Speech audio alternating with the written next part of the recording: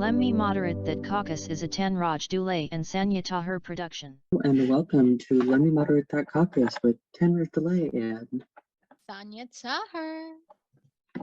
This week we're continuing last week's episode about Avatar: The Last Airbender. Okay, so we pretty much didn't cover even half of what we wanted to cover last week, which is pretty much on brand for the both of us, I think, no? Okay, before we delve into the topic, I have a little tangent, and before I go into that tangent, I'm going to ask you, are you okay with spoilers for the Rise of Kyoshi books? Oh, yeah, go for it. Okay. So, I've been rereading the first book, and throughout it, I've just been very annoyed with this one character, and never really realized how annoying he was until I'm rereading it. So basically, Kyoshi is abandoned as a child by her two parents, who are outlaws, and she gets left in this town where she's basically starving, dying, like she's not being taken care of by anyone, because this town does not have like a system to deal with orphans. They're just leaving her to the side. And don't worry, at the age of 6, she gets picked up by like this air monk who's like, okay, I'm gonna take care of you. That's all good. And he like makes sure that she has resources within the town. He has one of his friends like be like, you're gonna pay for her to work for you.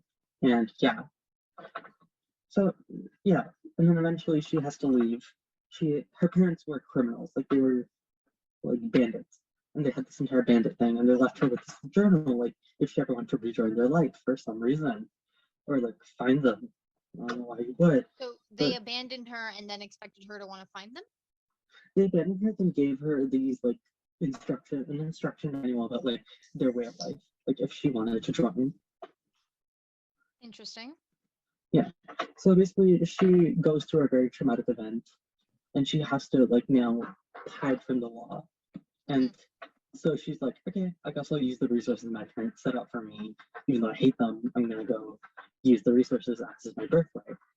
So she goes, good resources. Yeah, so she goes, joins her parents' gang, and there's this one kid who's just a little bit younger than her. And when she first badmouths her parents in front of this gang, everyone else is like, okay, yeah, they're dead, I don't care. And then this one kid is like, oh, how could you say that about your own family? And then it's revealed that that kid was basically dying, and her parents found that child and brought him in and raised him. And that really pissed her the hell off. And like she's being very mean to this kid. And not mean, she's being very like indifferent to this kid. And like someone else is like, oh, why are you being so mean to him? And then she's like, oh, why would I be nice to the person that my parents chose to raise instead of me? Like she was starving and dying. Like she shouldn't have to be nice to this kid. And this kid just keeps on being very annoying and petulant and rude. And no one really ever gives Kyoshi the time of day to process that emotion towards this child. And no one ever really explains to the kid why he shouldn't be worshiping her parents in front of her, because it's really rude to her because she has such a horrible view of them. And yeah. And I'm just rereading it, and he's being very petulant and rude and very acting like she's in the wrong, but she did nothing wrong. So yeah. How old is this kid? She is, I believe 16 in the book, and he is about like 12, 13. Okay, I'm gonna go back to, if you remember last episode, all my reasons for disliking Aang and how he was a child, and therefore his annoying aspects could be excused because children can be annoying, but it is not their fault. I'm gonna pose that same argument to you right now, considering this child in question is 12 or 13. This child in question simply, Aang has one thing that differentiates him from this child. They're both somewhat petulant, they're both somewhat immature, but one thing that Aang has, which I guess can be attributed to the fact he was raised by monks, is that he is compassionate. He listens to others. He is kind. He's always trying to be kind. But this child simply lacks that. And he lacks the understanding to look at where Kyoshi's coming from. And nobody else, it's not just them annoyed at the child, I'm annoyed at everyone else who is like the other members of the bandit gang who are now tasked with raising him now that Kyoshi's parents are dead.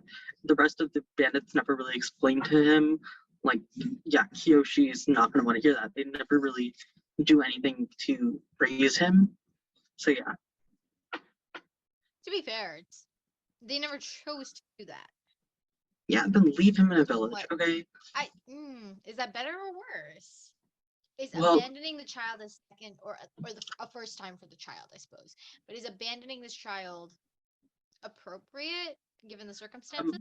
one thing that is established within the early pages of the book is that the inner areas of the Earth Kingdom, because they have so much abandoned activity, they have like a system to deal with dead parents and like stuff like that. So they have systems in place. But like Kyoshi was left in an outer city, in like a port town, which soon became Kyoshi Island following her everything. So yeah, she's left in that port town, which has no infrastructure for dealing with orphans, which does not know what to do with orphans. It simply just left her to die in the street. So yeah. I see. No, I see how that is maybe not the best.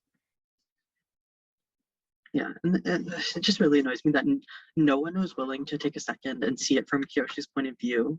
Like, not even her ride or die biatch, not even her Rangi, her ride or die, was able to. Are you calling her Rangi? Is that her name? Yeah, her name is Ranji, but I'm gonna call her Rangi because that's how I've been reading it. Okay, sure, that's fine. Yeah. So nobody has been ever thinking to see it from Kyoshi's point of view. No one's helping her process her grief. And also, this kid's trying to steal her sky bison. So I don't know why we're trying to be nice to this kid. He's been nothing but rude. I mean, I'm thinking back to the person I was when I was 12 and 13, and I was a monster. Let me actually look it up how old this kid was. Nasty to everybody I came across, so mad for no reason. Like, I think that's just how you are at 12. Like, it's not a... Okay, he is 14 or 15. God, I was worse at 15. Like, I don't know if you knew me when I was 15. Like, 14, 15, that's what? Grade 8, grade 9? I mean, man, I don't appreciate you for being mean. At that point, you're kind of past the entire parental worship. Oh, you're absolutely past parental worship in a normal situation. But, these people rescued him when he was... Oh, sorry, him, right? Yeah, him. Rescued him when he was dying or sick, or you described it like that, right? So, I mean, am I gonna hero worship someone who saved me when I needed it most for the rest of my life? Most likely. And then continue to raise me until they died? And especially if they're dead. People glorify dead people all the time. Just look at Jesus. I'm kidding. I'm joking. But my favorite parts of that book that I'm currently reading is whenever she bad talks her parents, or whenever she bad talks anyone. Because like at this point, this is before Kyoshi becomes very okay with death. So she's kind of like still very innocent, very childlike. But like I really like it when she's like angry at her parents, angry at like the people who wronged her, and I really like that. I don't know. As you should be. Mhm. I'm angry at people who haven't wronged me. I was in a store today and I was just angry at people for being there. Yeah, I feel that too. I'm angry at How people. dare you enter this place? I'm here. Can't you see? Like, I don't want you invading my 5 square foot space. Yeah, but this book, it just annoys me. Like the other characters, they're very uncompassionate. Like, and I don't know what to Towards expect. Kiyoshi or towards just people in general? Mainly towards Kiyoshi. Like she's going through a lot, and everyone just like acts like she was fine, and she's not fine. And the I don't thing have an is argument for that, but you know what? Because you haven't read it. But the thing is that Kiyoshi is like very kind to others. Like she is consistently like trying to be good towards others, except for that one kid, because she's like, "Fuck you, my parents chose you over me." I don't think that's the kid's fault, though. And yeah, but she's still very much harboring resentment towards her parents who left her to die. Oh, absolutely. That fully makes sense. Yeah, and it just makes me very. I don't know. She's been kind to everyone else. Like anytime that her like ride or die shows any sort of like sadness about having to leave her old life behind to join Kyoshi, Kyoshi's always like, "Yeah, I'm sorry," and like stuff like that. Like she gave her every possible out. Like at the very beginning, she was like, "No, you don't have to come with me. I'm going to be doing things that I don't want you to be part of. It's going to be dangerous. It's going to be bad." So yeah, it's right that I make active choices. I mean, okay, fair enough. But Kiyoshi wants someone to blame in the situation, right? She wants someone to be like, fuck you, you are. She has people to blame. She Not has her. really, because the people that she wants to blame are dead. She can't Oh say no, anything to them. no. She's also blaming another guy that she's trying to murder. She's trying to kill because he did some very bad things He's to her. not present for her to He's not. relieve her frustrations upon. But that's the entire plot of the book, that she is training to kill him. That's why she went to go join the criminals. That's why she had to go be outside the wall. She is avatar training to kill this man. But who's really trying to stop the Avatar? That's my question. Oh, The Avatar wants to kill someone. They don't know that she's the avatar at this point.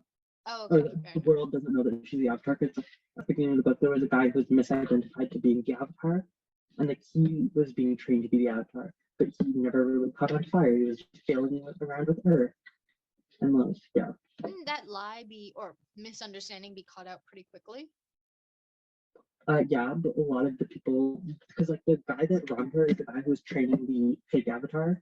So like, a lot of people trust him, and like, if this girl were to come up and be like, "I'm the avatar," they would just send her to him rather than hearing her out. Sure, but when they say, "Hey, do water or do fire," or do a combination, and he's quite literally unable to for days or weeks or months on end. He's still training her. Oh, they only teach you one at a time? Yeah, that's how Aang learned it. That's how you're supposed to learn it as the avatar. Because like he was given his avatar identity at the age of 16. So like, sure, but you were supposed to. That system feels flawed to me because you're able to learn more than one subject at any given time. Well, they explain it like in the show as well, as like it's traditional for the avatar to learn it in order of like the cycle, so that they can fully concept each element. Like John Graham says, like before you feel fire, you have to feel the calming presence of water. You have to feel the like standing of earth. You have to be able to stand your ground with earth before you can deal with fire. Especially for Aang, because he is used to freedom. He is not used to the calm feelings of water. He is not used to the stubbornness of earth, and that was necessary for him to learn fire. And like even for Korra, like she was, before she was able to learn air, she had to be able to learn everything else. So yeah. My only question there is, when it comes to integrating the powers, it would be so much easier to do it if you're at an equal or a similar stage when you're learning all of them. Because if you are, I don't know, it just, because when you're, say for example, I don't know, you're learning multiple things at the same time, like, this is a poor connection, but when you're in school and you're learning multiple things, I remember we were doing World War II in history, and then we were reading, I forget the name of the book, but it was about like a Nazi father and son, not Nazi, a Jewish father and son under Nazi, Night. That's the name of the book. We were reading Night at the same time, and we were able to make connections and bring things over and blah blah blah. Which in my head, if you're learning fire, water, air, and earth, or even just a combination of the two, fire and air, at the same time, you would be able to sort of make the connections between the two styles, start integrating them. Maybe you could make like a fire, air, hurricane or something, and to kill everybody. Like I just feel like, I don't know. But like the entire being revealed at 16 things make sense. Because like Monkey also was like, Aang needs to be a child. He needs to be able to grow up normally before he's able to become an avatar. Because like, oh no, I have no issues with that. I'm talking about the learning process, because you're saying he's still at Earth. But it would make sense to me for him to be learning earth and fire and air and water at the same time. Well, to be fair, he is like doing exercises with water teachers and with fire teachers at the same time, but he is strictly only supposed to bend earth at this point. Like he's doing practices with his water bending master and with his fire bending master, but he's not doing anything actually with them.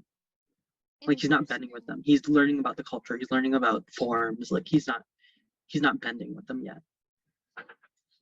because they don't want to lose control, and they want to keep him under control. So yeah. That's the entire thing with Rise of Kyoshi. You should really read them. I have both the books.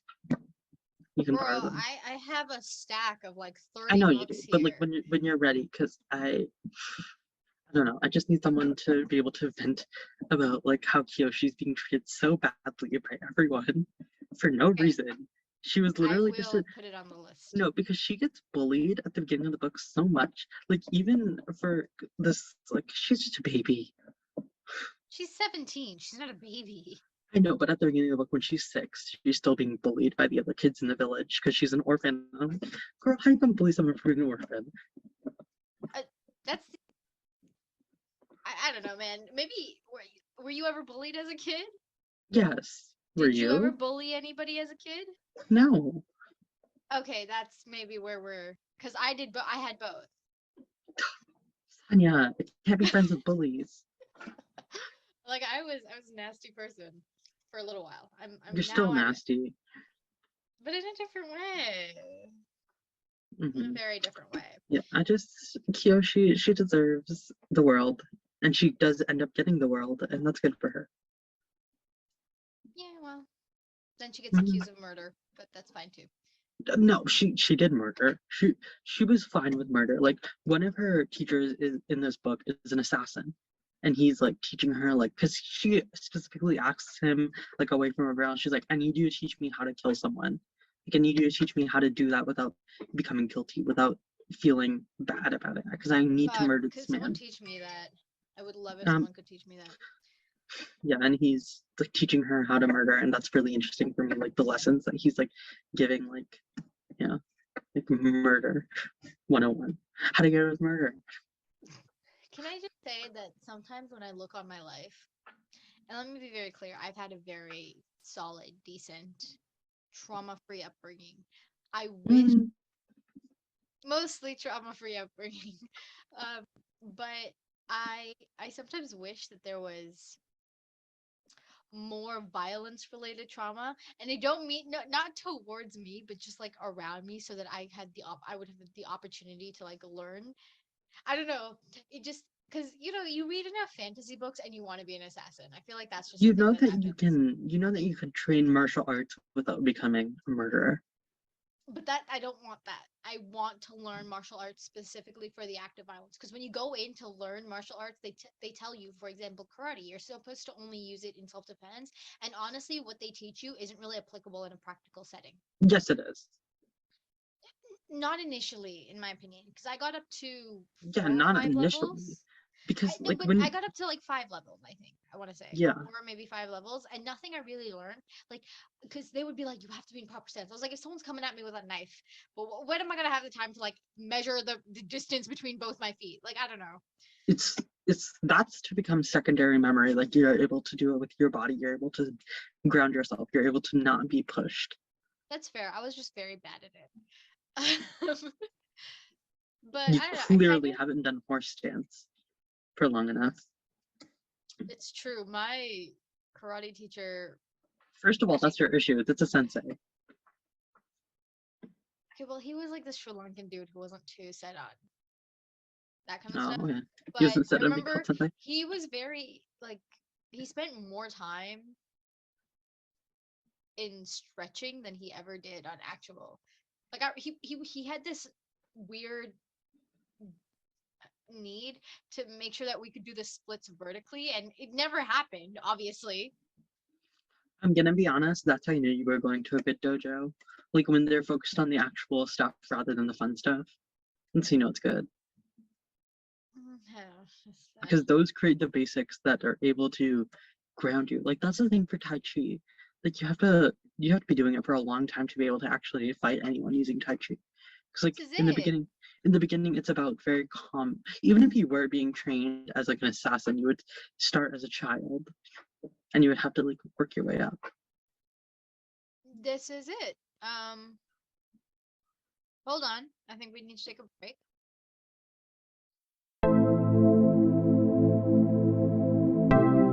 Okay, and we're back, folks. Sorry about that. Zoom just hates us, I think. They hate us, unfortunately. But it's okay.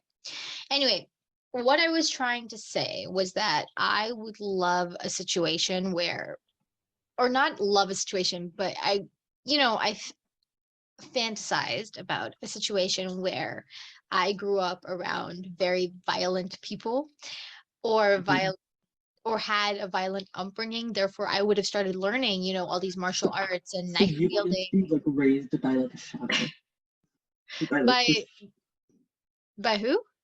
Okay, basically the shadows are like an organization in the DC universe, and they raise children to be assassins. Blah blah blah blah blah. So you wanted to be raised as a shadow. Hmm, that's exactly what I wanted because I feel like there's so much empowerment in that. No, like in DC, which was one of my lenses for looking at this entire child assassin thing, they like cut out your vocal cords to make sure that you can't be heard. They like beat you so your Oh, submission. no, no, no, no, no. This is not what I'm saying. This is not what I'm saying at all.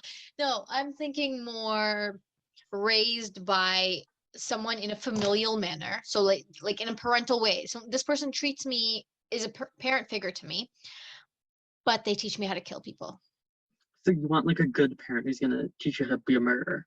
They don't have to be a good parent, but they have to like love me so that they won't physically harm me to Oh, like they they'll won't love you and mangle physically my harm you. body. Hmm? They'll love you, but they'll also physically harm you. No, I mean that they won't mangle my body. Like they won't, torture me for pleasure or find me indispensable or, things like that. That also happens in what's it called in DC in Young Justice specifically with what's her face what's the name of the girl, the Archer girl, but I don't know what her name. Oh, Tigress or oof. something. I can't remember who she was with. Her name was like Tigress or something like that. Yeah, yeah, Like yeah. one of her Got you. superhero names. Yeah, she was raised by her dad who wanted to make her an assassin. Exactly, yeah. I kind of want the She, Batman treatment. I want him to mess me up oh, you mentally. but Batman didn't raise children to be assassins. He raised them to be superheroes that can physically harm you and kill you, but he taught them that killing shouldn't happen. I'm gonna say it. Batman's morality stance is really dumb. I agree. I wanted Like, because it doesn't make sense with like I get it that they're trying to be like kids don't be murderers, it's violent, blah blah blah. But in Batman's like case, justification simply does not make sense. Like since we're talking about Avatar, pacifist characters like Aang can exist and they can be well described and well done and have this kind of thought out morality case where like they are trying to do things, blah blah blah. But like for Batman, it doesn't make sense to me. Like why he's so vehemently against murder. Like even in the what's it called? The one where Superman kills the Joker. Like rather than showing compassion to his friend and like his friend who had just lost someone he loved, who was driven to murder, rather than being compassionate, he simply starts preaching at him, being like, "You shouldn't murder people." Superman should have. So Batman pretty much has his own code that none of the other superheroes totally agree with, right? That's his thing. Mhm. He will hurt you. He's happy to torture you, but I don't know if he's happy to torture, but I feel like we saw it happen a couple Yes. times. Yeah, I think he has tortured people. That's the vibe I get from him. But he won't cross certain lines. He's happy to invade your privacy, but he won't kill you. He's pretty much happy to go all the way except actually killing you. Yeah, also the thing with Gotham Asylum, like especially in recent years, like through the entire thing, like people keep on escaping from this asylum. And rather than moving away from this metropolitan area against Gotham City, where these villains can't escape and cause wrath immediately as they escape, um in the entire like Superman being evil movie, Superman is like, I'm moving these people to a place under the ocean where they cannot escape. I'm like, yeah, that's a good position. Like, yeah, he got rid of the entire mental health support, and like I feel like they could have just been doing that underwater where they can escape the entire time. Yeah, online therapy, Zoom therapy. Not even Zoom. Like they could have just no, not transported. They could have just done online, especially since they have teleportation in the DC universe. Oh Like, come yeah. on, like why are you doing this? Okay. I'm totally with you. I do not get the Batman's philosophy because I remember I watched the new one, the Robert Pattinson movie, and Mhm. personally I thought it was okay. Like it wasn't bad, but some of it I have we'll get to that another day. But We he can do a has this, superhero episode. yeah, he has this moment where he's talking to Zoe Kravitz. What's her name? What's her name in the thing? Catwoman? Selena. Yeah, Selena Kyle, and she wants to kill a guy who she rightly has many issues with. And he's like, once you go there, you can't come back. And it's like, she has prostituted herself, watched drug things go down, watched her friend's rotting body in the back of a car. I'm assuming it was a rotting body. We didn't get to see this. But like, killing someone is a line that you won't be able to come back from. Like, I don't fully see. I don't get the theory, and I'm gonna assume it's because I have never killed a person and therefore don't understand the emotional turmoil that comes with it. But in my opinion, murder isn't necessarily more or less bad than a lot of the other things that people regularly do have to do or deal with or are happy to do. And I also feel like what am I saying? I was gonna say something. Girl, I love you. I can't read your mind. I know. I also feel like this is just what happens when we get these entire globalized superheroes. Like the idea of creating like a cinematic universe, but they're all connected. Like it becomes very awkward. Like because when you get something like the Justice League, or even the Avengers, like, oh, how are they choosing which issues to deal with? Because it is canon in the DC lore that Israel-Palestine is happening. And like, I'm like, okay, Justice League, you're focusing on the Joker who's causing minimal damage in this little ass city, rather than freaking war. War crimes that are being happened. No, Here's do I know it would be what really fierce if like the Justice League like took like a UN type role, but rather than being like a useless thing where like the criminal court, they literally just grab people and like, no, you're going to court. I don't care if your country's protecting you, we're taking you to court. Yeah.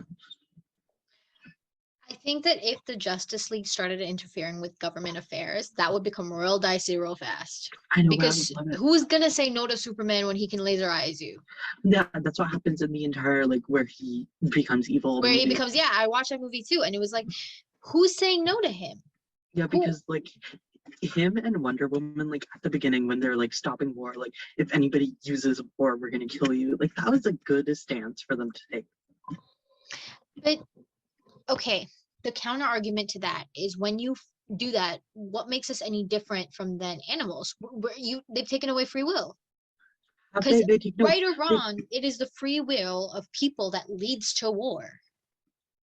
And agree, it's not all people, it's like government, right? But it's a free will of people that puts government in their position in a democratic society.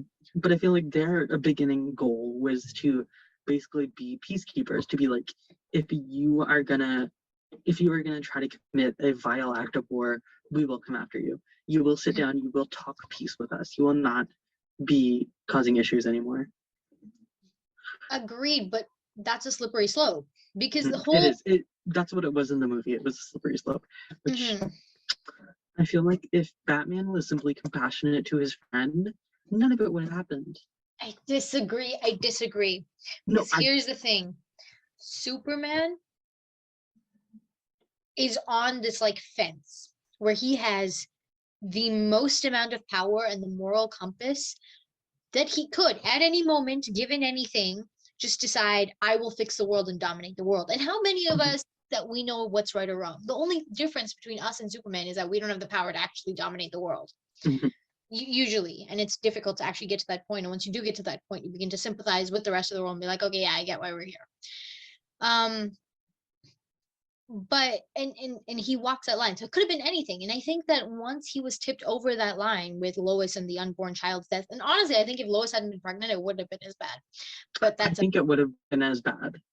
I disagree, because what happened when Lois and the child and the pregnancy died is that his hope and dream of having a family died with it. And by the way, we never discussed what like a Kryptonian superhero exiting a human woman's body is gonna do. She would be burst. They would have to do a C-section to get that baby out. Imagine the baby's kicking and they just rupture a hole through the uterus. Like what? Anyway, conversation for another day. Yeah, like the entire thing, because I feel like there was that point, like right after it happened, where Batman was like being very like, "What are you doing? You can't believe you just killed the Joker," and like rather because like even Wonder Woman was there, like she was like, "How dare you preach to him? He is going through something," and Batman's like, "No, I'm gonna preach," and I'm like, Batman. Your best friend just accidentally murdered his wife because he was high on drugs from the villains that you can't control in your own city. Freaking Scarecrow or whatever the fuck you can't control them. This is all your fault, Batman. Imagine, no, because if Batman was able to keep control on Gotham City, do you want to know what? Gotham is the only one causing issues. Metro City is fine. Where the fuck the Flash is from is fine. All the rest of them are fine. But for some reason, Gotham has all these issues. Atlantis is fine. The Amazons are fine. But no, Gotham has to be the metropole of issues. Okay, this is not what this episode is supposed to be about, so we're gonna be moving on. Yeah, don't get me heated about how Batman is a horrible man. I disagree, but we'll get there later. Mm, I mean, do you want to get into it now? no. Scrap this episode. Never talk about Avatar again. This is it. It's now or never, babe. I will always talk about Avatar. I'm not going to be doing a third episode on Avatar. It's not happening. I know you won't, but we're gonna have to do it about Legend of Korra eventually. That I'll do. I have many thoughts about Legend of Korra. Anyway. Okay, so for part 2, what I have here is the first thing we're going to do is a ship or dip. So basically, which we did before, where we did. Yes, in the fan fiction episode, we did our entire like weird ships that we found. That's and right. Now we're doing it again, but specifically with Avatar: Last Airbender ships. Which, if you know anything about the Avatar: Last Airbender fandom, gets a little wild. Yeah, you put a bunch of kids in the same room and it's an orgy session. No, I'm kidding. Especially when you have minors in the group, there gets to be a lot. Oh, Jesus. Okay, I'm joking. No, because literally, if you search up the Zuko ships, it's literally every other character is shipped with Honestly, Zuko. Honestly, Zuko is attractive enough and charismatic enough and when I say powerful enough that I think any character would be lucky to have him. When I say any other character, I mean ever. I've seen people shipping him in Iroh. I've seen people shipping him in Ozai, Azula, Ursa. I mean, him and Iroh would be. I'm kidding. I'm joking. I'm sorry. Okay, let's start with the first one. First, we have what is a canon ship, Zuko and Mai. They're really cute together. I'm not gonna lie. The only time that we ever see Zuko smile is when he's with Mai, and that's very cute. And she's kind of like, and like when he leaves the Fire Nation, Mai is the only thing that's really tethering him. Like that's the only thing that he misses about the Fire Nation when he leaves. It's Mai. She is that girl, and I love them for that. And I think she approaches him in a way that even Iroh doesn't, with just complete non-judgment. Yeah, she doesn't treat him as though he's like fragile. Like all the other people treat him very either with malice or with as if he's like a broken doll. Which he is. Let's be He's clear. A broken doll. But when you're a broken doll, you need to have some semblance of normalcy, which Mai really does give him. The semblance of normalcy. She lets him kind of make choices, and she's like, "Hey, how about we do this?" and stuff like that. Yeah, and I like her. And just something about like goth boy and goth girl. It's nice. I think that they have a very quiet love as opposed to like Aang and Katara or Sokka and Suki. Aang and Katara are shouting their love for the mountaintops. It's very quiet, but it encompasses like all of like I think it has a more powerful grip on the show, in my opinion, than Aang and Katara ever did. Because I think their romance has actually more stakes than Aang and Katara. Yeah. Also, I have to say, I just like royalty. Like, I don't know, like I like royalty in fiction, like with the idea of like, I don't know, like a prince falling in love with a nobleman's daughter. I don't know, it's something about that. I eat it up every time. That's why I know, that's why I also really like Yue and Sokka, like, because it's like a princess falling for a peasant. Like, oh my god, that's happening. Hold up. Not just last episode, you said that Katara would not be considered royalty nor princess because her father is simply a chief. And more than that, during the course of the show, initially their father was not the chief. Therefore, Sokka and Yue's relationship is not royalty on royalty. I'm sorry, I but never it's said not. it was royalty on royalty. I said a princess falling in love with a peasant. Oh, That really gets to me, like Yue being this proper young girl, and then she's getting like this boy, and she's like has these feelings that she can control. I don't know, it's really cute.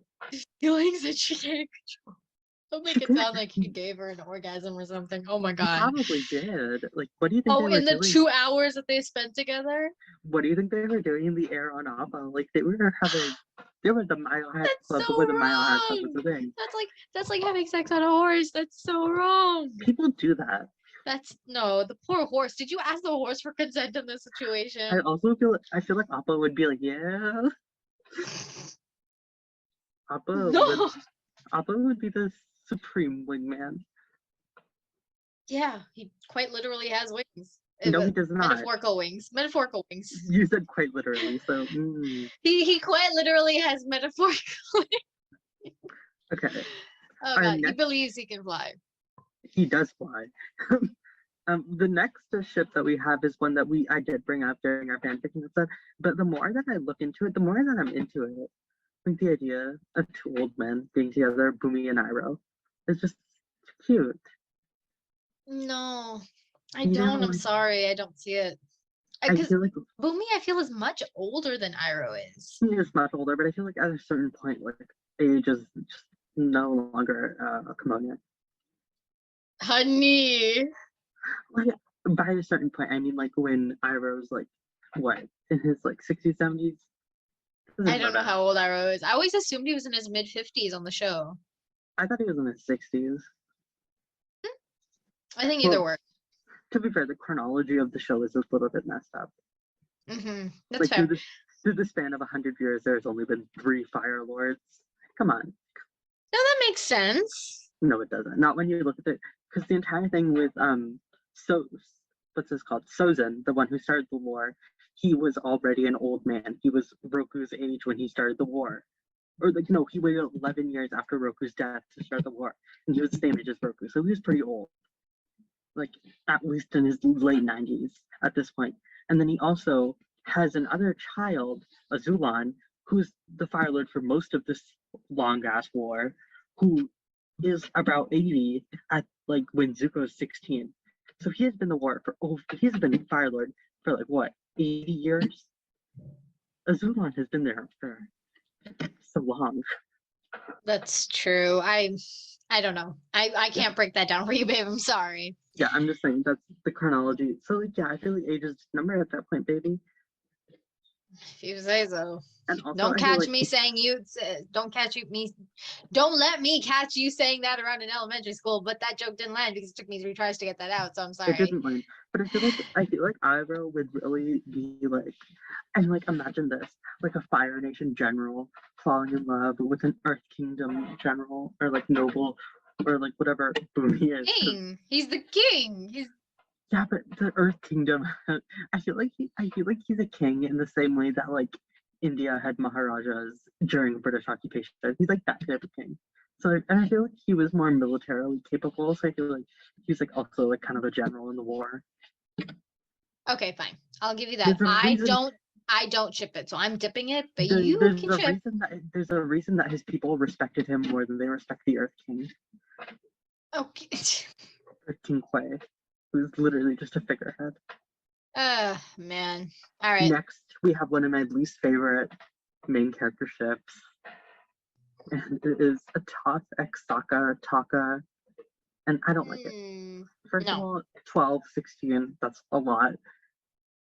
Just through their ages of development, like that's a big. You imagine dating a 12-year-old on your 16? 16 is what, grade 10? Yeah, grade 10 and grade 16 11. is grade 10 and 12 is grade 7. 7th grader.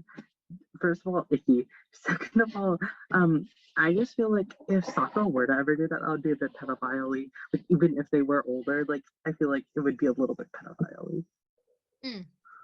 Here's the thing. It's one thing to have a large age gap when you didn't know each other as Yeah, children. when you didn't know each other as children, but now since he knows her as a 12-year-old, I feel like if he were to ever do the deed, it would be a bit perverted and pedophile. Yeah, because okay, let's take, say, younger kids. When you watch a kid grow up, say for example, younger siblings, younger friends, whatever it is, right? You were never able to see them as your equal. Yeah, that's the same thing for like whenever you see like those girls who are dating their dad's best friend, and it's like especially in Grey's Anatomy, it happens a couple times where it's like, oh, I changed your diapers. I'm like, that's nasty.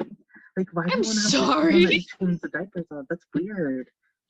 Because like I am never gonna be able to see my sister, no matter how old she ever gets, as anything else. Like she's gonna be my younger sister, my baby sister. Like I'm never gonna see her as my equal, even though she is in many ways even now. But I'm never gonna see her that way, nor would I see her of her friends that way. So it just you're always gonna see them as lesser to you, which just changes the power dynamic too much, in my opinion. Because I remember, Meredith and Derek is a solid thing. Midway through, I believe, the 10th or maybe the 11th season, they have like the huge blowout where she's like, you're never going to see me as anything more than that intern who like looked up to you like you were some kind of god, even though by that point she's very accomplished in her own right. Because it's like, yeah, he's never going to see you as anything more than who you were when he met you. And yeah, he might like he's watched you grow up more, but that's always going to be like when he thinks of you first, when he thinks back to your love story filled with adultery, that's what he's going to think of. Yeah, and that's always just icky to me. But also another thing that this does with Sokka is that it like the theory that Sokka is Suyin's father in The Legend of Korra. First of all, don't agree with that. Second of all, it's really dumb. Third of all, you think Sokka would be an absent father? No, liar. Maybe he Like, didn't know. how would he not know? I don't think Toph would be able to keep that lie. Toph was like hiding out in the jungle, in the swamps. No, I but mean, at the point that she was raising Suyin, she was doing all sorts of. She was the police chief. I don't think she would be able to keep such a high-profile lie about the paternity of her second child. it's true, but can I just sidebar for a second? The fact that Toph like slept around, so to speak, and had 2 children out of wedlock, and that is never like frowned upon. That's very progressive for Nickelodeon. It's love it. And she was extremely successful. And then she's just like some old lady hiding out in a swamp, and nobody treats it like it's like this wacko. I mean, they do. They treat Toph like she's insane, but she is. The act of her existing in that place isn't treated insane. She's never spoken about with anything less than respect in the show. Yeah, but also that's a really big like change, especially since in the first season of The Last Airbender, it was originally written so Kana would have been pregnant when she left the Northern Water Tribe. Sokka and Katara's that's how it was originally written, but they changed it because Nickelodeon was like, we don't like the idea of them having sex out of wedlock or siren pregnancy out of wedlock. That's what the kids are going to take away from that show. Not the genocide, not the imperialism, not the toxic fathers. That you should have sex and leave the country and give birth to them in fathers, another nation. The children out of wedlock. That's what they'll remember. Mm-hmm. So yeah, Taka, I simply cannot. It really paints, and well, I understand getting with your childhood crush. Like, yeah, that's a thing. But it really paints Sokka in a very bad light, which I don't want to see him in. I don't. Okay, now onto happier topic. I totally agree with you, by the way. Happier topic. Sokka and the magnificent, the amazing, the acrobatic Suki. They're cute together and they're just like having fun and they love each other and like it's like and it's really cute because like that's his first kiss. Like and now they're going. Oh wait, no, was Suki his for? Oh yeah, he met Suki before Yue.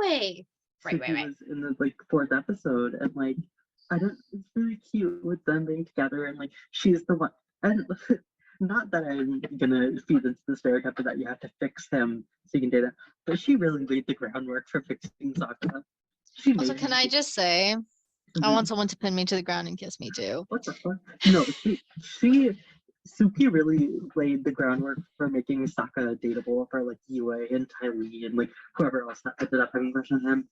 So, I don't think that's fixing because she never like tried to fix she him. She never just tried to fix him, but she Mhm. did lay the groundwork for change to happen, and like now she's reaping the bounty of what she did with ending up with him. So yeah, No, yeah, I totally agree. But what I'm trying to say is that I don't think that it I can know. be called a fixing trope only because she didn't intend to change him. She just opened him up to new, like showed him other perspectives. She opened it up. She never like sat down and tried to educate him any more than like was asked of her in a professional setting. Yeah, But you know, yeah, but I still think it's really cute that they're together and like oh, it's that absolutely, it's adorable. he is willing to die for her. And she's willing to know that she will not die for him because she's just that good. She's willing to kill for him. Okay, that's the dynamic. Next on the list, honestly, okay, I have things to say, but we have Zuko and Aang. Absolute heresy again at 12 to 16. Again, No, yeah. but I feel like the power dynamic's not the same there because they didn't spend enough. It's not. But also, I will say that this relationship is. A lot of people say that Zuko and Katara are the yin and yang of the show, but I feel like Aang and Zuko are more so that role within the narrative structure of the show. They are truly the opposites, and they have so many more like juxtaposition between each other. That would imply that you think that the opposites attract. No, I'm just saying that they are the yin and yang of the show.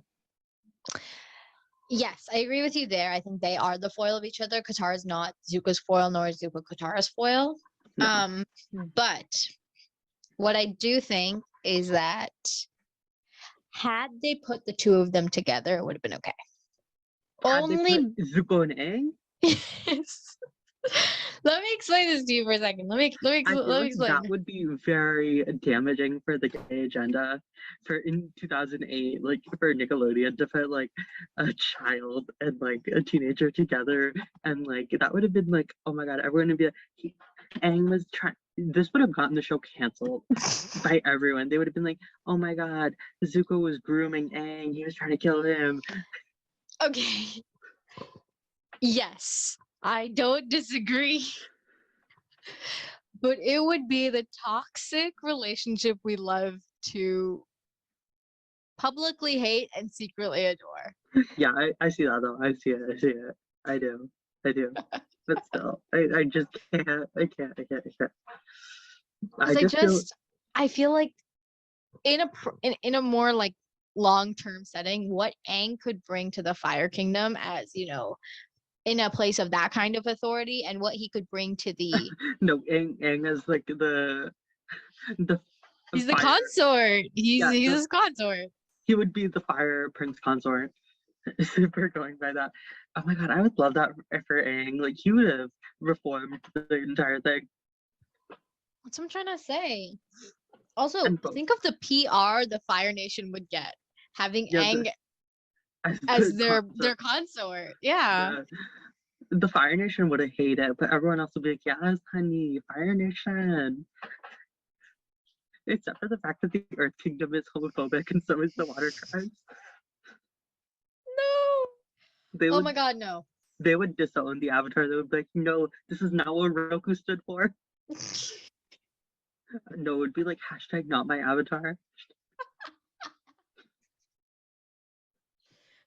Hashtag Blue Lives Matter.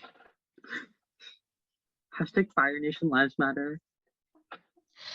Oh, goodness gracious. Okay. But like I'm saying, it'd be kind of hot.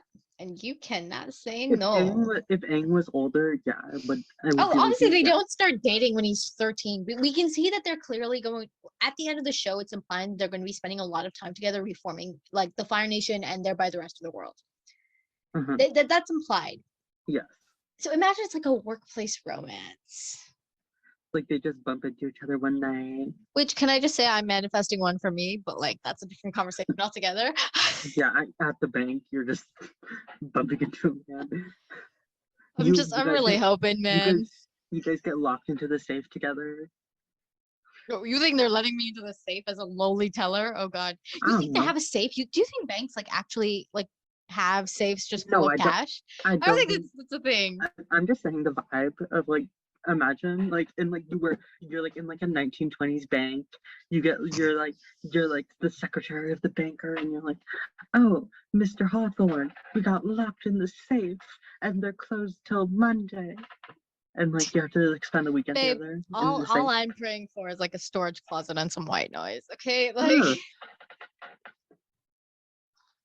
Okay, next we have the fire and water duo that a lot of people believe is the yin yang of the show, which I already stated I disagree with. Qatar and Zuko. oh my god, my sister thinks they are the ship. She spent all of the time watching Avatar being like, I ship Katara and Zuko, and I wanted to punch her lights out. The reason that I don't see Qatar and Zuko is because there's just such a friend, and a lot of people use the final Agni Kai as their like justification, like, oh my god, Zuko saved her. But I'm like, Zuko would have done that for anyone. That was the testament towards their friendship. Zuko would have taken that lightning bolt for Toph. He would have taken it for Sokka. He would have taken it for Suki, even though they would only met each other like last week. He would have taken it for a stranger because it's not even about saving someone else. It's about he can't be the reason another person gets hurt like that. Yeah, he would have done it for one of the fire sages, like if they ended up being in the background. He would have done it for literally anyone, because that's just him showing that he is an honorable man. It's not about Katara, it's about Zuko. That moment. Oh, was absolutely, not about yeah. Katara. I never saw it as that, but I think I know, but a lot of people do. there was one scene, I believe in season maybe 1 or 2, I can't remember exactly, but where he's like, I'll save you for the pirates. I'm like, that was not hot. People think it was like, oh, romance. But I'm like, no, not that one. Where I think he ties her like her hands behind her back and like comes real close. He gets up all in her space and like to threaten her. But my sister was like, "Oh, that's so hot," and I was like, "Girl, you're 13. Calm the hell down." First of all, that's very toxic. Like, not saying that Zuko is toxic, but he was very. No, absolutely, yeah. I think he tied her up and then like he was threatening her and then he got up all in her space and I was like, yeah, that's hot in a setting where it's consensual, but that's not what that was. Yeah, I feel like Katara would not be. If Katara were even to try to do it with Zuko, she would get flashbacks and be like, huh. Like she would see his bald head in her flashbacks and be like, no, and slap him or whatever. No. You gotta stop, babe. I love you, but you gotta stop. Oh my goodness. Zuko out here bald headed trying to get with girls. Come on. Get yourself together. Yeah, if you notice, we only ever see May having a crush on him when he had a full head of hair. Yeah, I don't think I ever saw him with the bald head. Girl, she would not. Whatever loyalty she had towards him would have been depleted if she ever saw that. Because like, yeah, man looked like an egg. Who's loyal to an egg? No, because she never saw him when she wasn't at the Agni Kai between Ozai and Zuko, and like he left like what, a week later. I don't think she saw him. I don't think so either. Because I don't think Azula was inviting her friends over from school when her brother was getting banished. Honestly, that's the kind of thing she would invite them to. She was like, "Hey, No, girlies." No, but I don't think the whoever was taking care of her would be like, no, we're not doing that now. That's a bit much. No, but like, how long have we spent trying to find entertaining things to do? I would totally invite y'all to an Agni Kai. Be like, "Hey, girlies." No, but also the fact that the Fire Nation like kept it under wraps, that the crown under wraps. There was a whole ass crowd there. No, but like I think that was just nobility. But like, you know how like in the storm it was explained like the entire crew didn't know what Zuko got this car from. Oh, fair enough. So I think they were trying to keep it under wraps from everyone else. So I don't think they would have let Azula invite random friends. That's fair. I can see that. Alrighty. Or else Azula would have been selling tickets. She would have been like, $5 and you can see my daddy beat up my brother. She would have invited a sketch artist to be like, I want this recorded. I'm gonna frame this and put it in my room. Signs like in the back, and then in the background because you're being burned. They're like, your brother's burned in the back. She's like, this ain't about him. Yeah. Oh, God. May comments like Zuko's being killed, and this ain't about him. Oh, lordy lord. Anyway, so what we're saying is Katara and Zuko is a no thank you. And since we're speaking of Azula, the next ship is Azula and Tylene, which is toxic. Cute. Again. Oh, come on. It's cute, it's cute, but it's toxic. Okay. At this rate, just all the ships are gonna be toxic. Okay, you Uh, gotta I chill. feel, You gotta I know, chill. I know, but I feel like Azula and Tylee have such a power dynamic, and it's just not healthy. Like, I feel like Tylee can do better. Excuse you. Okay. I have things to say. I have things to say. If we are trying to say for 1 second that pre-mental breakdown, Azula wasn't a prized possession. Like, First of all, she's a woman, not a prize to be won. So I get that didn't down. say she was a prize to be won. I said she's a prized possession, as your significant other should be too. If you don't prize them, go what you're doing. You don't win them, but you do prize them. Mhm. Okay, here's what I'm trying to say. What Azula was going to need during her stint as Fire Empress is a trophy It would wife. be Fire Lord. She would still be Fire Lord. Oh, so whatever. As during her stint as Fire Lord would be a trophy wife. She needed a trophy wife. Now, Yeah, but what? if she wanted to produce an heir, it would have to be with a man. So we do that later. I'm sure surrogacy existed in some weird archaic form, but She has like a concubine, like a male concubine, and she's like, "We're gonna do it now." 100%, No, but can exactly. you imagine Azula pregnant? She would. I can't actually. No, I feel like if she were to get pregnant, She would be the CEO. Like you know those CEO women who are like pregnant but still running around, like they drive themselves to the hospital while mid labor. No, I feel That's like what she would no. be. I feel like Azula is because like she's very much of a perfectionist. I feel like she would not be used to dealing with like the imperfection that comes with like carrying a child, like being pregnant. She'd make it look good though. She would, but I feel like she would constantly just be yelling at people and be pissed. She would not be getting work done. Okay, no. Here's my thing. Ty Lee would be a perfect trophy wife. Ty Lee is built to be a trophy wife. She's an extrovert. She knows how to charm people. All she wants is attention and approval, which she would get being, the consort, and which she would get from Azula, thriving from the power high of being Fire Lord and just coming home. And I was gonna say something dirty, but they're technically children, so I'm not. But They're 14, your sister's age. yeah, no, my sister's 15. Thank you very much. And apparently, my sister and her friends are talking about dick employment. So How dare they? I know, right? Or at least they're comfortable talking about the concept of it, which I mean, yeah, I know I was at 15 too, but she's my baby sister, so no thank you. Again, with Top and Sokka. Always be a baby. Yeah, but I feel like Azula and Tylee, like, you haven't read the comics, but I have. And after the war, Tylee really has a trauma response towards even the mention of Azula because she is so scared of her. Yeah, but like, so Azula would be an abusive spouse. it's all she's been raised to be. I mean, know. it's not her fault. I know, but she would be. Yeah, that's true. Okay, speaking of abusive spouses, we have our next list, which is Roku and Sozin, What? which is a ship. No. I don't know enough about Sozin to be able to say anything about how he would be in a relationship, or Roku actually. But I feel like Roku would be very honorable in a relationship.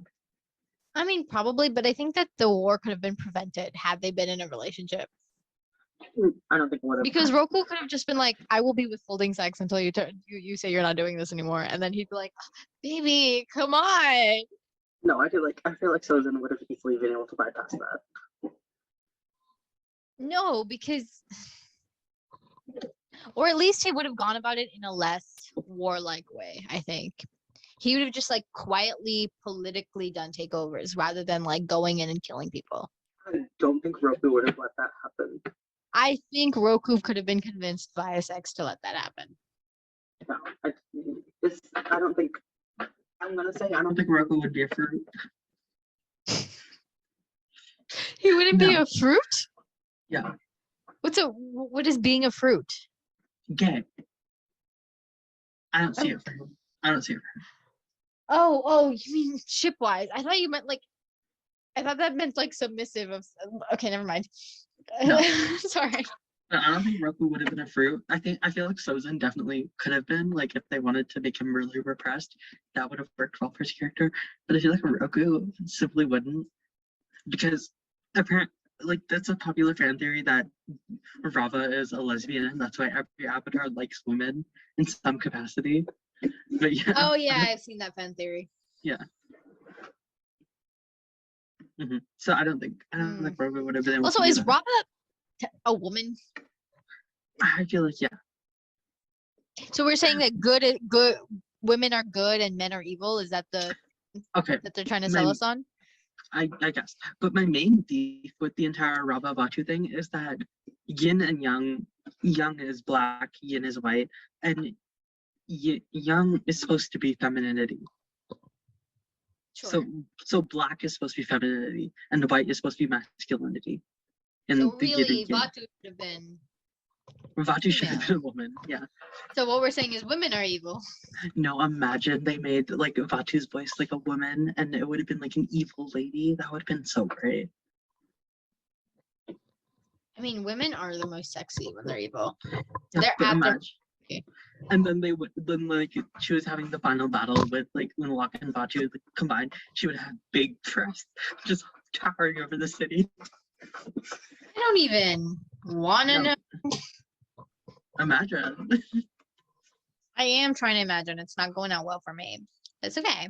Oh my god! At this rate, this episode's gonna go 2, and we're not gonna get anything done. Okay.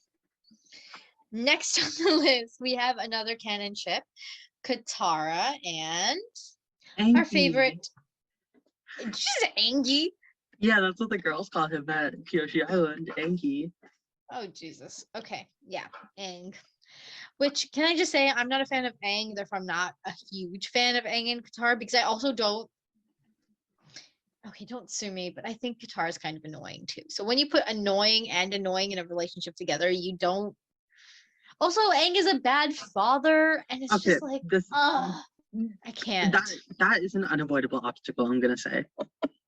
That Aang would have been a bad father no matter who he was. But Katara let him be a bad father. But what other choice did she have? Okay, we've been in this discussion many a time. Yeah, I know. And I don't understand how you have this stance that you have concerning this. Because Aang prioritized one child over the others. And okay, yeah, maybe logically there's a reason to do that. But children don't understand that. A 5-year-old is not going to understand why his baby brother is getting more attention from his father in 2 days than he has gotten in 5 years. To be fair, I'm pretty sure in the 5 before Tenzin was born, I'm pretty sure he would have been a pretty good dad. I disagree. Pre-Tenzin birth. Here's what I think.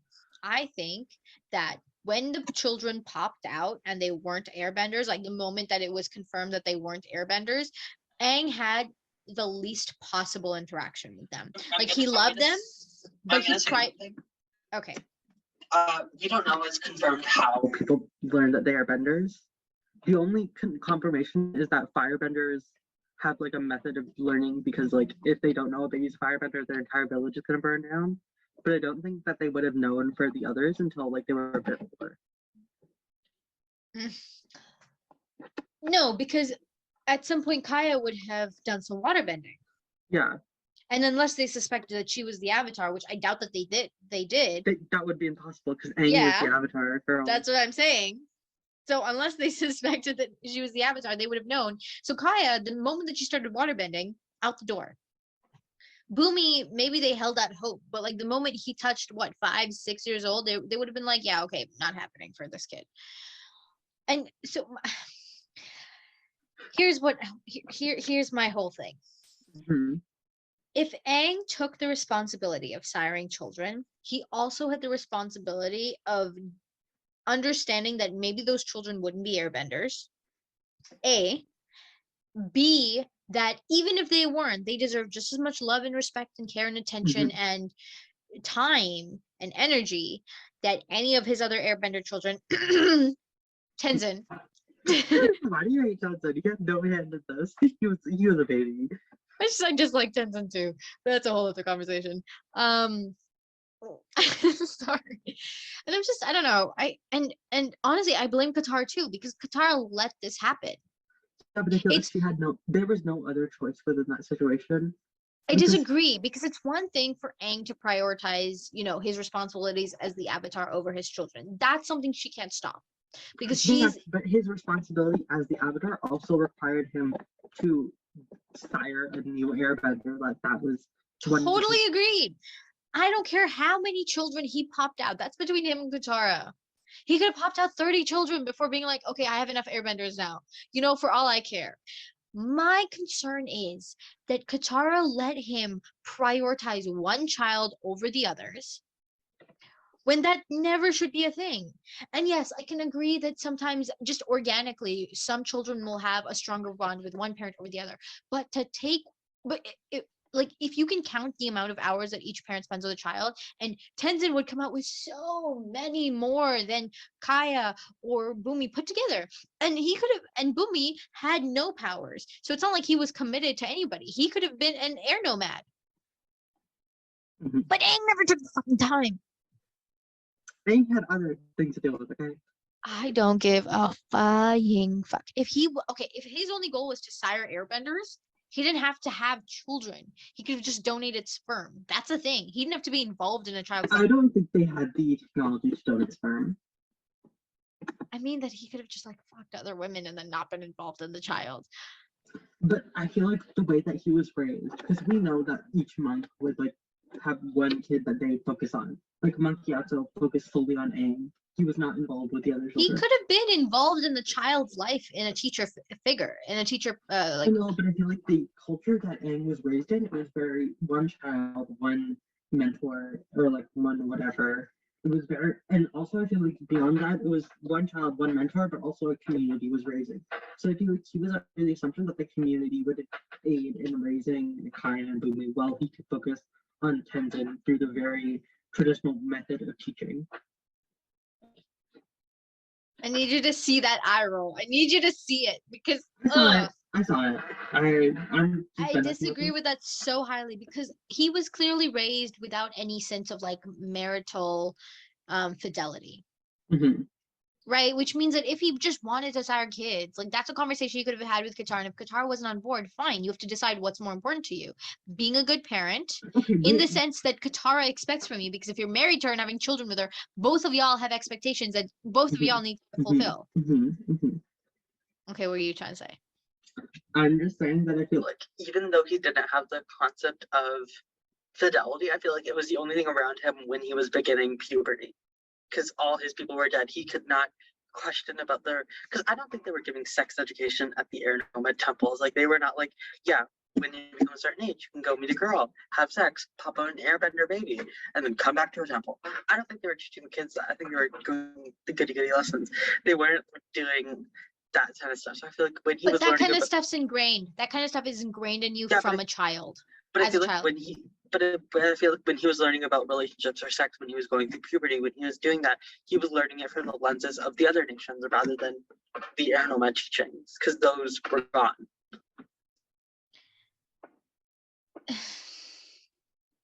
I don't know. I can't forgive Aang for being an absentee father the way you can.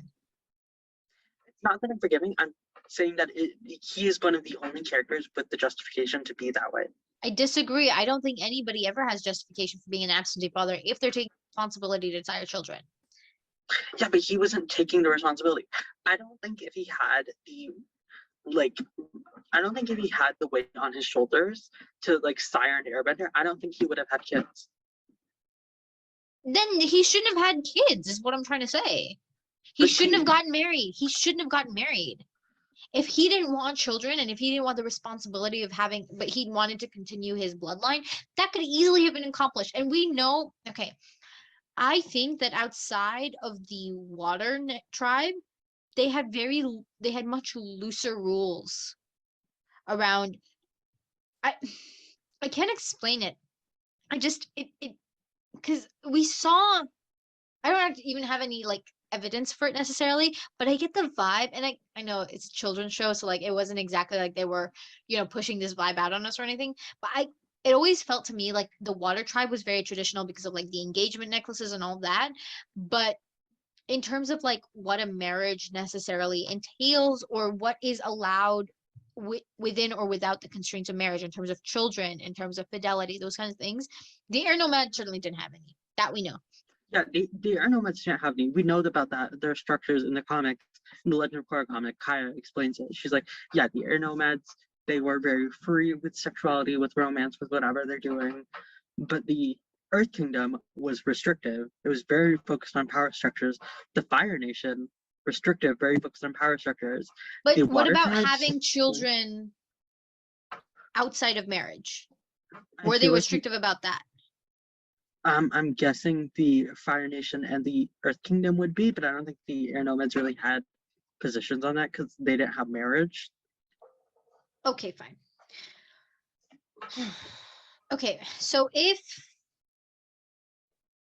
honestly, who is saying no to a night of sex with the Avatar? Who is saying no to that?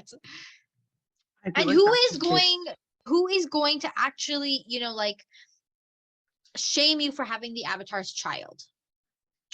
I don't know, some Earth Kingdom prude.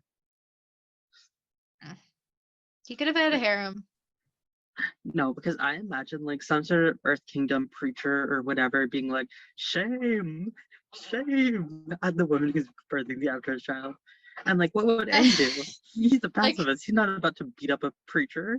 He's not about to beat up a Earth sage. I don't know. I despise more than the fact that I despise Aang for being an absentee parent. I despise Katara for letting him be an absentee parent. So you're just blaming women, is what I'm hearing.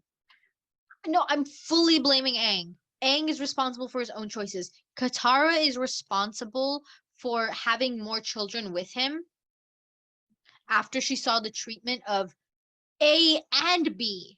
Tenzin was the youngest. Mm-hmm.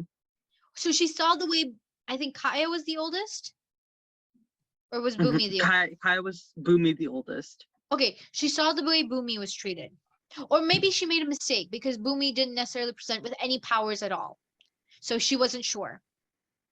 But then she saw the way Kaya was treated and she was like, nah, it's cool. I'll have a third child with him. No, but I feel like for Bumi, like she didn't have any baseline yet for how a child Sure. should be treated. So she had Bumi and she had Kaya. And then she said, I'm going to have another one.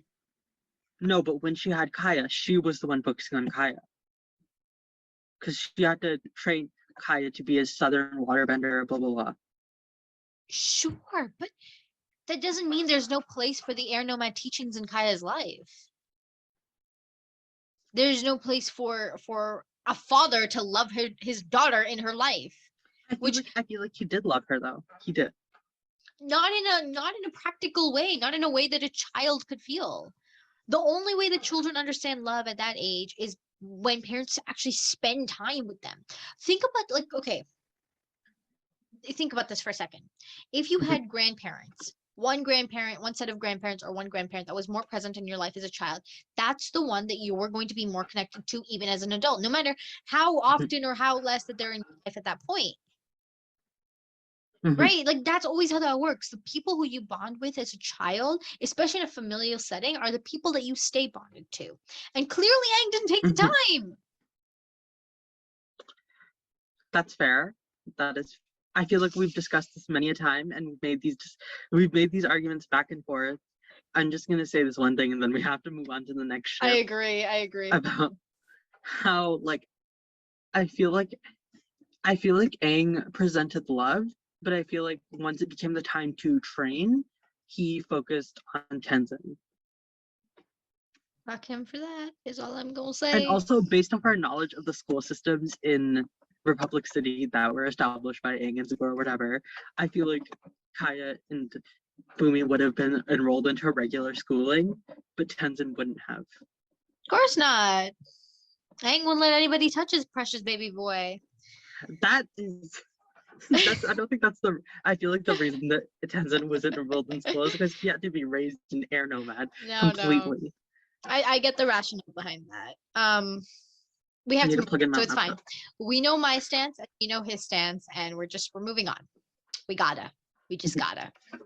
Next on the list, we have, I don't even know who we were on. We were on Katara and Aang. Okay. We just finished Katang. Right. Next we have, I don't know why this is here, but Ty Lee and May. people ship them in like they are friends and they're like they're just besties and they're just having Okay. fun. Okay. I see them that way though. I see them as children experimenting with each other. Oh yeah, like while Azula is like plotting or whatever, Mhm. they're just in the background. No, because you know how like sometimes you see that a lot in movies, and honestly I kind of wish I had that, but it's fine.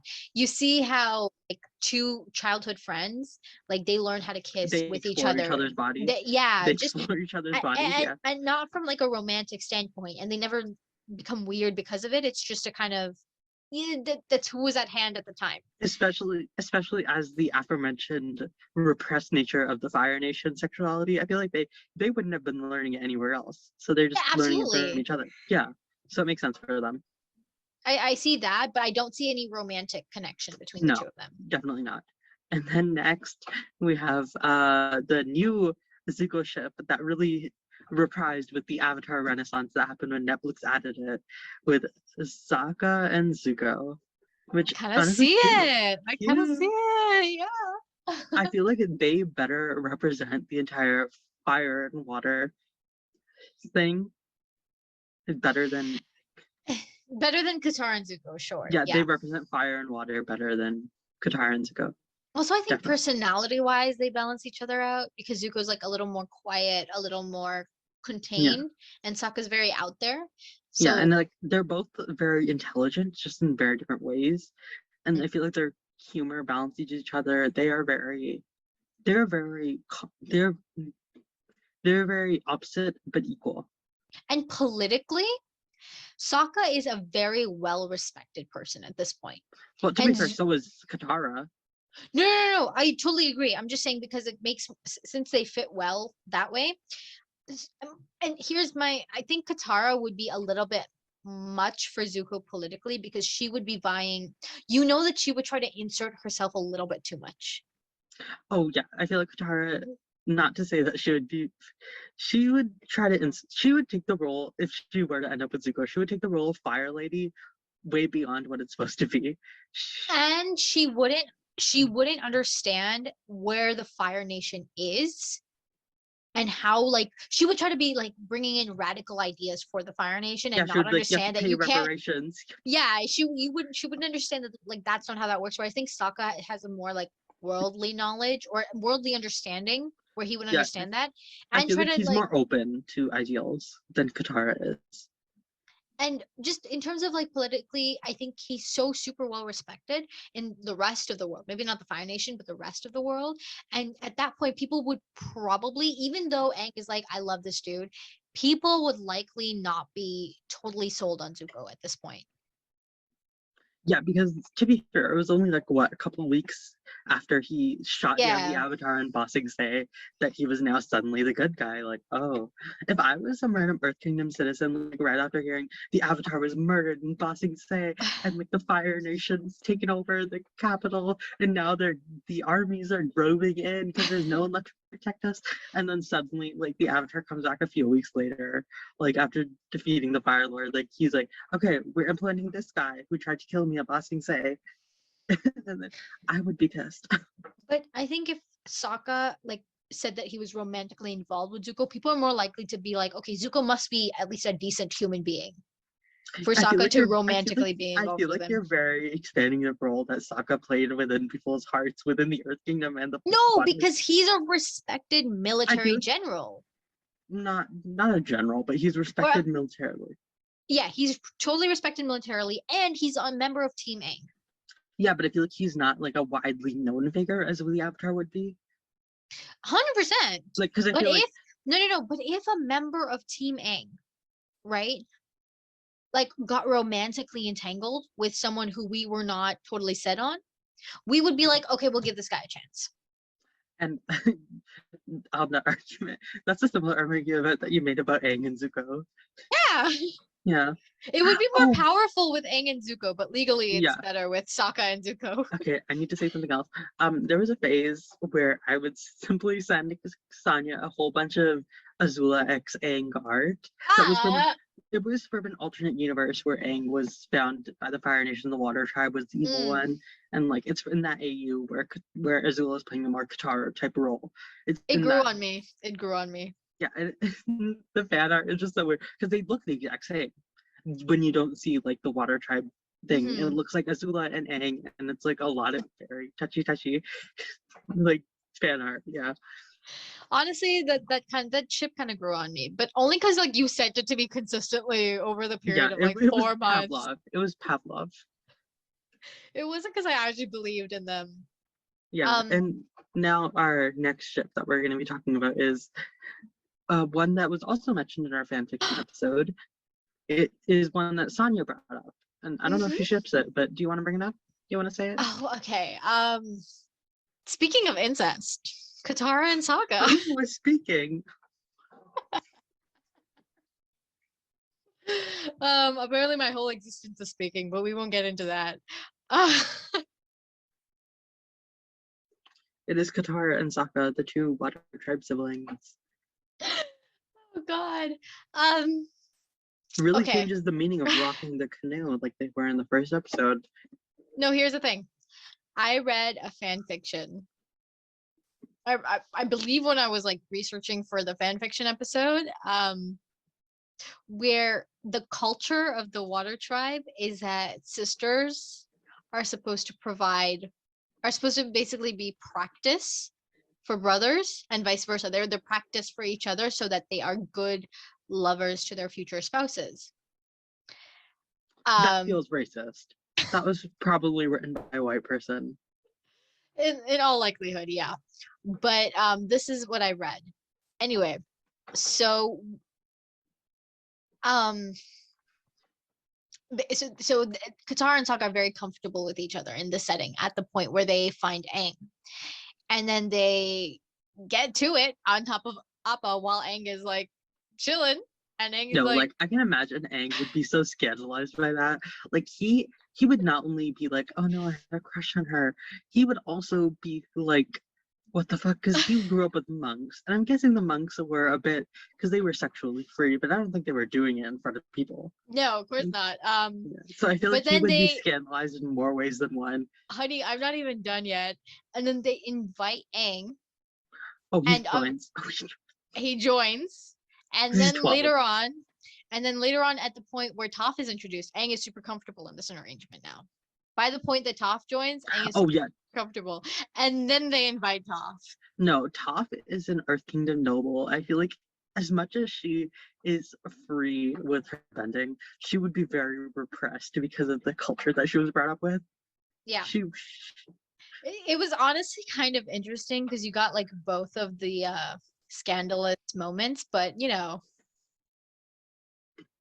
I wouldn't recommend that fanfiction to anybody. This fanfiction again portrays Sokka as a pervert, as a pedophile.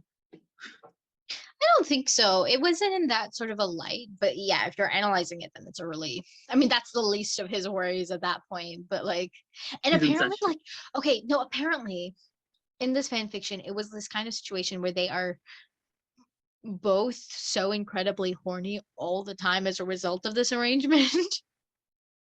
So it's like an every night situation, or every time they have the ability to, or are in a place where they can situation. And I was like, look, I don't know, but like I feel like just because you're doing it doesn't mean you need to be doing it all the time. But I don't know. That's weird. That reminds me of something else.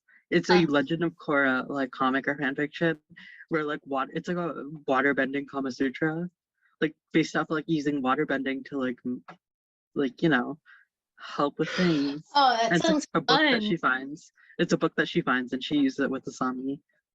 Which honestly, good for them. Yeah. I don't think. Okay, what kind of bending would be most useful in bed? Let's think about this for a second. Water bending. Would it? If you have blood bending, then yeah. Why would you need blood bending? I feel like that's well, just so that you can make yourself hard multiple times in a row. Like I don't know. And also so you could like I don't know. I feel like you could play more with fingering. Like you could do more things. Potentially. Here's what I think. I think if you got good with earth bending, Because You're using Earth. stones. Oh no.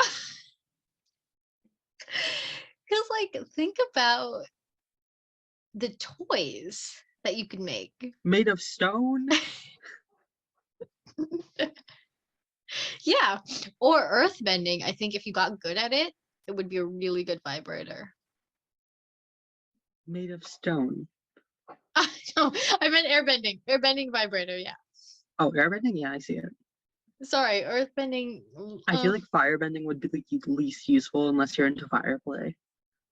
But if you're doing a solo, situation and you're an earthbender, the ground could be your vibrator. You're just sitting and like, Also, like you've got yourself a glory hole whenever you need one. I feel like that would be wonderful though. I feel like waterbending would be more equipped for that. No, because earthbending, you just do it once. You just got to make the hole. Waterbending, you have to consistently like in the back, like you have to, unless you're super super experienced, where it's just autopilot.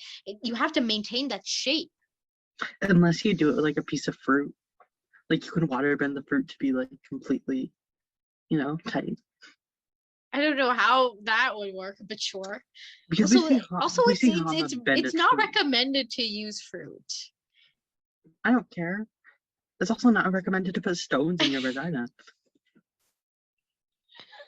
Well, if you can control the stones, I feel like you're okay. Yeah, you can also control the fruit, okay? No, but like in terms of like the healthiness aspect of bacteria, it's not. Then you use a condom, okay? I feel like we're done talking about bending music. Next is a ship that I absolutely despise. Oh god, what's next? Oh yeah.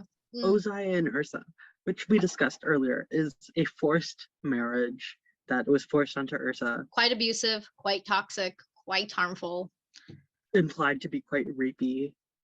So yeah. Oh, did I not already say? Oh, my bad. I meant to say that too. Yeah. So we don't like this ship, and anybody who does, you're a pervert. Just get some help. Stop. Get some help. That being said, arranged marriage is not equal to forced marriage. I want to have white people be saying that. Thank you. Oh God. Okay. I need people to understand that arranged marriage isn't you don't meet each other. That was a very extreme situation that did happen. I'm not saying arranged marriages like that didn't happen and don't still happen. But those are not what arranged marriages are supposed to be. They're just supposed to be you instead of like going out and organically having a meet cute in a coffee shop where they, make out a dick with milk on your coffee. You meet someone through the family so that he's not like terrible and or if you're fancy, you do it through a matchmaker. Yeah, and you get his bio data. And let me tell you what bio data is. It is so useful. I don't understand. Indian matchmaker, okay? Hmm? It's basically an arranged marriage. It's basically like an old style of a dating app, okay? Oh my God, yeah. That's what it is. It's an in-person dating app. Except it's not really in person. You get like, you send it in the mail. Your parents look at like a binder that you get from. I meant there's like people doing it for you rather than an algorithm. Yeah. They've been doing this for like 40 years, and it's a trade. Imagine like you're doing a matchmaking apprenticeship, like you're in high school, everyone's asking, oh, I'm gonna go to uni, I'm gonna go become like a baker or whatever, and you're like, yeah, I'm becoming a matchmaker apprentice. I'm working with Seema Taparia in Mumbai. That reminds me, I don't know if I told you this, but my mom was talking to me, and apparently I am the perfect height for marriage. Oh yeah, we know this. We do? Yeah, you told us. Yeah, they don't like tall girls. Men don't like tall girls. Zendaya and Tom haven't changed anyone's minds yet. And neither have Sophie and what's his face? Joe? Sophie and Joe. They haven't changed anybody's minds yet. No, that's not happening. Not for Indians, not yet. No. Oh, what about Priyanka? Priyanka's taller than Nick. Yeah, but she was disowned by India. That's true. She was disowned by Bollywood, so she has not much sway, and she's getting disowned by Indians in other places. The only people left are white people that like her. And Karan Johar. Yeah. But he doesn't count. Okay, the last one is maybe our most fun one. Yeah, this is college. which if you've been on Tumblr or Pinterest at the time when before Avatar became very famous or like very renaissance-y, there was a poly ship, which is basically a big polyamorous ship that dealt with multiple characters. First, this tie begins with Zuko. So Zuko is dating May. Very good, very good. And then May is having her little situationship with Ty Lee. And then Ty Lee is having a thing with Azula. Azula is also with Sokka. Sokka is with Suki, and Suki is again with Zuko in a situationship. And this is basically like a poly ship where they all do things. I'm going to make it very clear that Zuko and Azula do not do things with each other. We're not incestuous. It's just that they are both in a poly ship. But yeah. Mm-hmm. Which of course makes it slightly weird, but mostly okay. Yeah, and honestly, I see it because I do kind of ship Zuko and Sokka, but I also do really like Sokka and Suki, and I also like Zuko and May. So I can understand those. So Sokka is dating Suki and Suki's dating Zuko, or Sokka's dating Zuko? They're together, like it's a tri-ship, like Sokka and Suki. I love that. Okay, I'm here for that. 100%. Can I just say, polyamory is very sexy. Thank you. I don't know. I just think it sounds so fun, and I don't know. I know that we said we didn't want to do a part 3. No, I know. Hold on. One thing, just one thing. I'm following this poly couple on Instagram. I just found them. It's really cool. Anyway, it's honestly, it's so interesting because they're two people. The guy is monogamous, so he's only dating her, but he's totally fine with her dating other people because she's polyamorous. And I'm just like, and she comes home and she tells him about her dates, and can I just say that that sounds like such a perfect relationship to me. But okay, anyway. I'm gonna be honest, that sounds like hell for me.